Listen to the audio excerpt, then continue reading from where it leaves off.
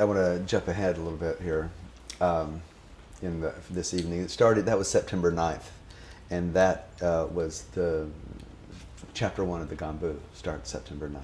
And What year? 1982. And he'd always be talking with us, and we'd laugh, and he would go, "How the hell did I get mixed up with a bunch of beginners again?" And they all go, "It's Frank's fault." And I'd look at me like, do I do or do I not want to take credit for this? You know,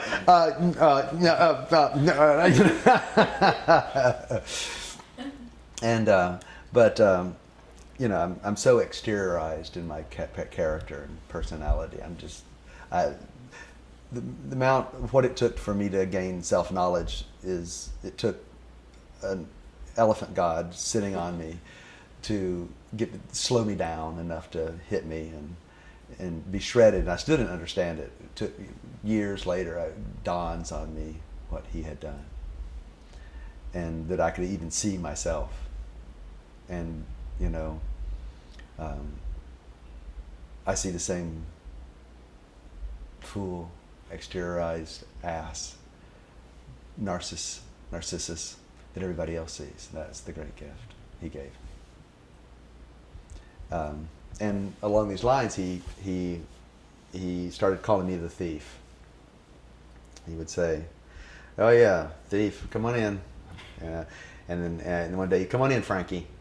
"Come on in, Frank." And I said, "Oh," because I was known as Hanumanji for weeks, 6-7 weeks. And he comes in one day, and addresses me as Frank. And I said, "Oh," right before this, I had, in my little parlor game of ego, I had said, "You know what Franklin means? It's from when the Gauls took over, the French took over Gaul from the Germans, and they had a longer spear, and it was a franc, and you bowed to it. If you bowed to it, you got to go free. So Frank came to mean free." And he goes, "Oh, they had spirit power?"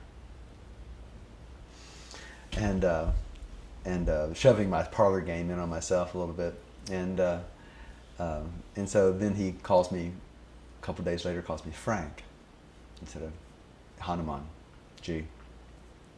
And I said, "Oh, is it Frank again?" He goes, yes, of course." He says, "You know, Hanuman was a great god. Of devotion, pick up a mountain for his master. You're nothing like that." He said, "It's Frank or Frankie. It means little free boy." And so Raphael started calling me little free boy after that. And then after that, he starts, you know, saying, "Frank, you just don't have a clue. You know, what am I going to do with you? You know," it says, "You don't know how to meditate. You don't know what I'm talking about. You just run in here and you grab the prasad out of the bowl. You are a thief." And I just did not understand. Of course, I'm so exteriorized. "Oh, I love you," you know. You know, my egoic personality, the compensatory nature of my own personality has been so exteriorized and so positive. And so I couldn't see through that. And he kept calling me a thief. And I did not get it. And then we were going to have the Christmas worldwide sitting. And we all would sit with him in these worldwide sittings, and then he would sit with everybody in the world at the same time. And he had just written this essay, "What is the Conscious Process?" And in which case he, in where he says, "When I do this, I go to everyone who puts their attention on me and bless them very specifically, just like I do with the people in the room." And at the end of that essay, he says, "You cannot take heaven by storm," which is what he used to tell me, that I could not take heaven by storm because that was the thief's way. And he says, and at the end of that essay, he goes, "You cannot take heaven by storm. And you must actually hear and prepare and be disciplined in order to receive the gift." He says, "You steal the gift." And he harangued me I did not get it. I didn't understand anything about it. I thought I was a good guy. And very positive. Yeah. And then the sitting came, and he goes, everybody can come sit with me except Frank. He has no idea what meditation is, which is true. And so I was going to sit at our house there, and in the hall there for the worldwide sitting. But I thought, I'll test it. Never test the guru. This is dumb, but I'm dumb. So I went, I'll test it, because he says he's going to come in the room.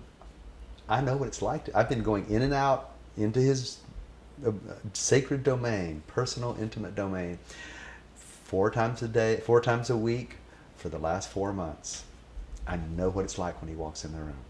It's clear to me. It's not like, once or twice you kind of have feelings, you get all mixed up, but day after day after day, and I went, I'll test him.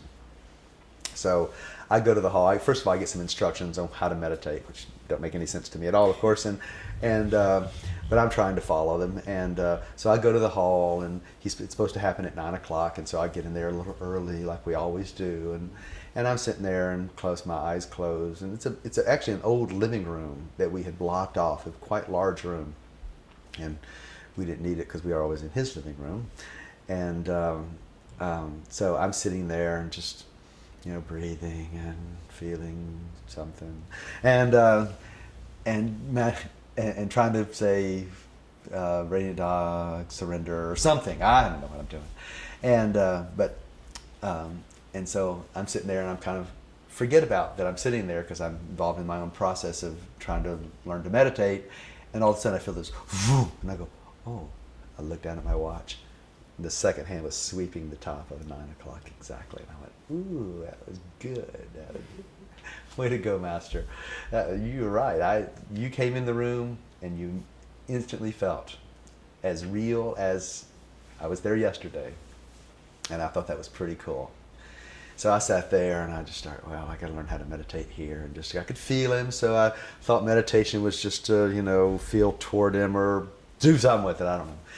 And so I'm sitting there and trying to get something from it.